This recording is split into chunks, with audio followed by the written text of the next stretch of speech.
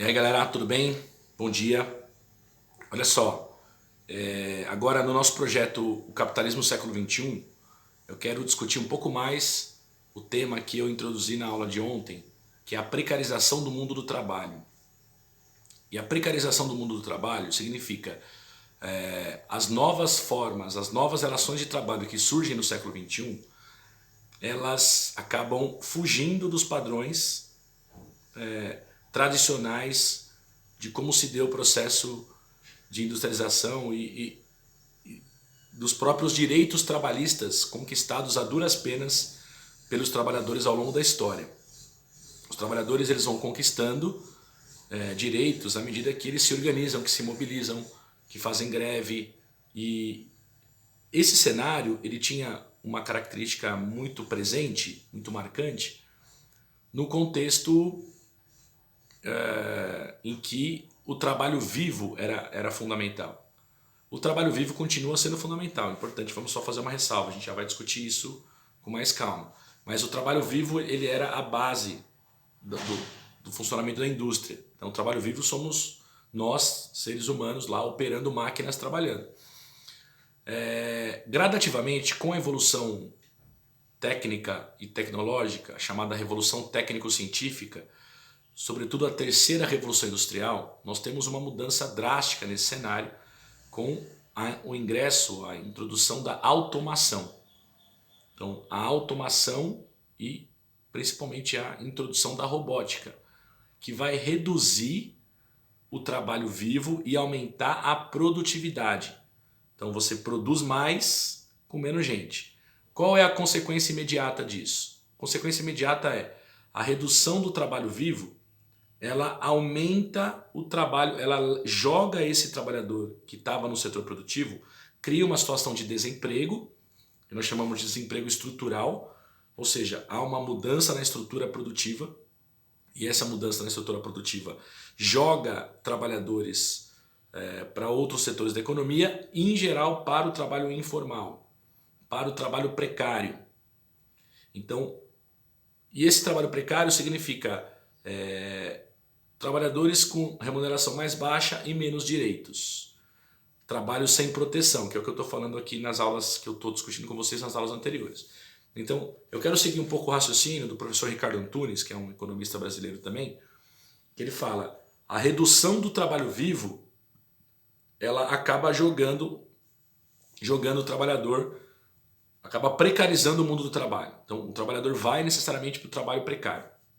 E nesse trabalho precário, qual é a realidade que ele encontra? É o trabalho informal, geralmente o trabalho informal é o trabalho sem direitos trabalhistas, sem jornada regulamentada, sem proteção, sem descanso remunerado, sem licença saúde, então, que são os direitos básicos que os trabalhadores têm quando são formais, né? No trabalho formal, com carteira assinada. E esse trabalho que vai acontecer, esse trabalho que vai acontecendo dessa maneira, acaba levando os empresários, levando os detentores do capital, não estou falando do pequeno empresário, porque esse muitas vezes ele é uma espécie de uma vítima da própria estrutura, porque a margem de lucro dele acaba sendo muito pequena e a capacidade de negociação dele também é reduzida. Mas é uma outra discussão. Eu estou falando principalmente dos grandes empregadores, dos grandes industriais, dos grandes empresários, que acabam pressionando o Estado para que o seu custo social, o custo do empresário, seja menor.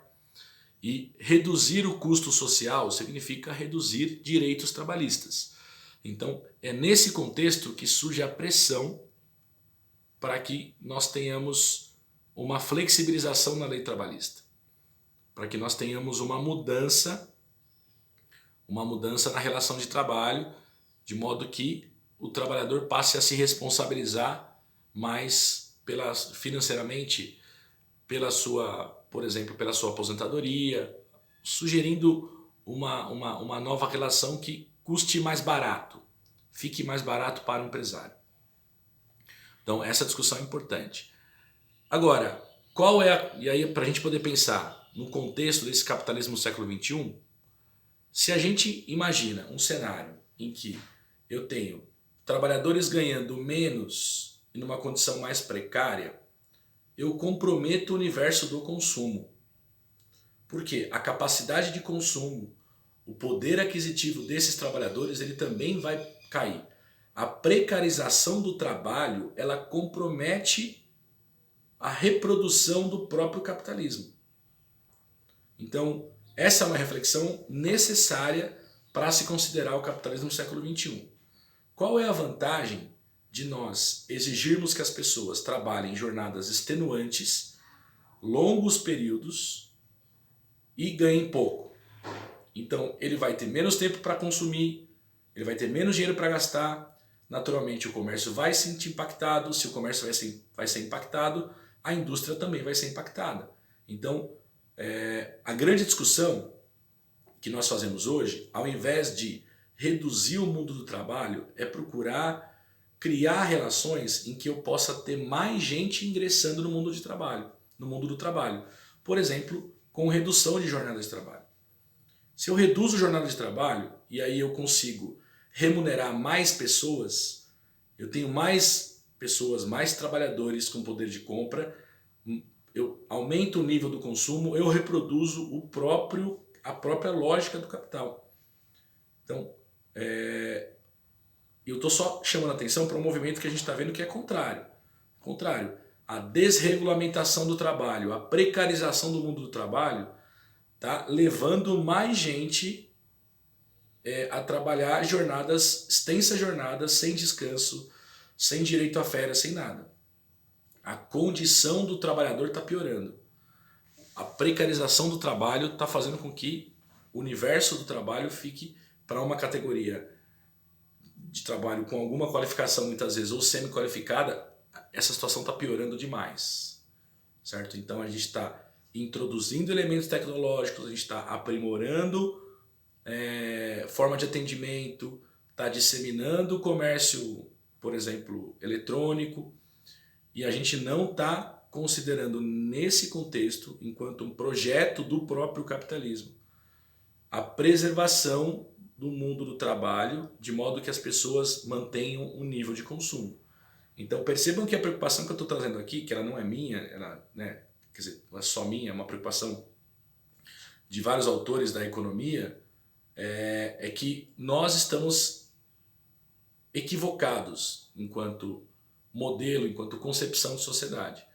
Porque a gente estaria criando um universo maior de pessoas à margem do sistema, que não terão acesso ao consumo. E essa tendência, e essa situação, ela tem uma tendência que é extremamente preocupante, principalmente em se tratando do funcionamento de uma sociedade, por conta da escalada da violência. Então, essa precarização do mundo do trabalho, essa marginalização, pessoas que ficam à margem, entendam, são colocadas à margem do sistema, enquanto pessoas à margem do sistema, elas acabam não integrando efetivamente o sistema econômico, e aí tudo que representa estar à margem, ou o que representa estar à margem também passa por atividades ilícitas, por tráfico de drogas, tráficos contrabandos, ou seja, você tem aí um ambiente muito favorável para o aumento da violência, um ambiente muito favorável para o aumento da criminalidade e, consequentemente, repressão policial, assassinatos, ou seja, prisões, aumento da população carcerária. Eu só estou desdobrando uma consequência em que várias situações o cenário já se apresentou preocupante. Isso já acontece no Brasil, recentemente aconteceu na França, isso tem acontecido com alguma frequência nos Estados Unidos. Essa massa de trabalhadores, ela acaba, em algum momento, por algum fator, por algum motivo, ela acaba se rebelando.